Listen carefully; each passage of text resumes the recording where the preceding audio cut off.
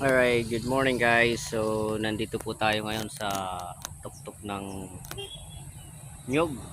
Okay.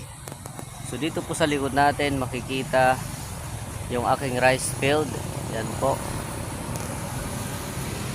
So, yan. Taas po yan. Okay. So, yan. Yan sa likod. Yan, kalsada. Okay, so akyat na po tayo guys. Yan sa taas. Akyatin.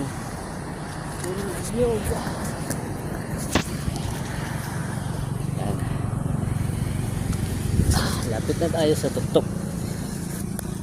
Taas na po ito dito na part.